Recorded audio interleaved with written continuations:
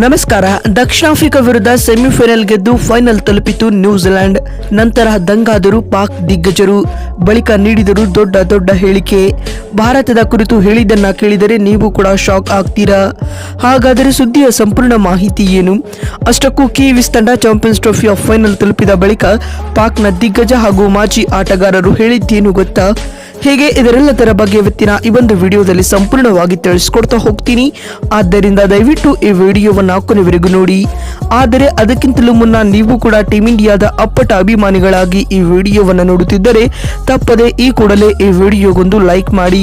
ಹೌದು ಸ್ನೇಹಿತರೆ, 2025ರ ಚಾಂಪಿಯನ್ಸ್ ಟ್ರೋಫಿಯ ಫೈನಲ್ಗೆ ನ್ಯೂಜಿಲೆಂಡ್ ತಂಡ ಎಂಟ್ರಿ ನೀಡಿದೆ. ಇದರೊಂದಿಗೆ ಫೈನಲ್ ಪಂದ್ಯದಲ್ಲಿ ಭಾರತ ಮತ್ತು ನ್ಯೂಜಿಲೆಂಡ್ ತಂಡಗಳು ಮುಖಾಮುಖಿಯಾಗಲಿವೆ. ಸ್ನೇಹಿತರೆ, ಲಾಹೋರ್ನ ಗಡಾಫಿ ಅಂತಾರಾಷ್ಟ್ರೀಯ ಕ್ರೀಡಾಂಗಣದಲ್ಲಿ ನಡೆದ ಚಾಂಪಿಯನ್ಸ್ ಟ್ರೋಫಿಯ ಎರಡನೇ ಸೆಮಿಫೈನಲ್ ಪಂದ್ಯದಲ್ಲಿ ದಕ್ಷಿಣ ಆಫ್ರಿಕಾ ವಿರುದ್ಧ ನ್ಯೂಜಿಲೆಂಡ್ ತಂಡವು 50 ರನ್ಗಳ ಅಮೋಘ ಗೆಲುವು ದಾಖಲಿಸುವ ಮೂಲಕ ಚಾಂಪಿಯನ್ಸ್ ಟ್ರೋಫಿಯ ಫೈನಲ್ಗೆ ಎಂಟ್ರಿ ನೀಡಿದೆ. ಸ್ನೇಹಿತರೆ, ಈ ಒಂದು ಪಂದ್ಯದಲ್ಲಿ ಟಾಸ್ ಗೆದ್ದು ಮೊದಲು ಬ್ಯಾಟಿಂಗ್ ಮಾಡಿದ ನ್ಯೂಜಿಲೆಂಡ್ ತಂಡವು ನಿಗದಿತ 50 ಓವರ್ಗಳಲ್ಲಿ 6 ವಿಕೆಟ್ ಕಳೆದುಕೊಂಡು 362 ರನ್ ಕಲೆ ಹಾಕಿತು.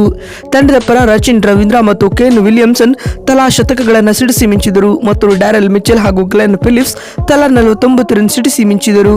ಪಂದ್ಯ ಗೆಲ್ಲಲು 363 ರನ್ಗಳ ಬೆಟ್ಟದಂತಹ ಗುರಿಯನ್ನ ಬೆನ್ನಿಟ್ಟಿದ್ದ ಹರಿಣಗಳಿಗೆ ಆರಂಭಿಕ ಆಘಾತ ಎದುರಾಯಿತು. ಆದ್ಯಾಗೂ ತೇಂಬಾ ಬೌಮಾ ಹಾಗೂ ವ್ಯಾಂಡರ್ಡುಸನ್ ತಂಡಕ್ಕೆ ಕೊಂಚ ಆಸರೆ ಆದರು. ಈ ಮಧ್ಯೆ ತೇಂಬಾ ಬೌಮಾ 56 ರನ್ ಮತ್ತು ವ್ಯಾಂಡರ್ಡುಸನ್ 69 ರನ್ ಕಲೆ ಹಾಕಿ ಪೆವಿಲಿಯನ್ ಸೇರಿಕೊಂಡರು. ಸ್ನೇಹಿತರೆ, ಮತ್ತು ಕೊನೆಯಲ್ಲಿ ಏಕಾಂಗಿ ಹೋರಾಟ ನಡೆಸಿದ ಡೇವಿಡ್ ಮಿಲ್ಲರ್ ಅಜೇಯ ಶತಕ ಸಿಡಿಸಿದರಾದರೂ ಕೂಡ ಅದು ವಿನ್ನಿಂಗ್ ಕಾಸ್ ನಲ್ಲಿ ಬರಲೇ ಇಲ್ಲ.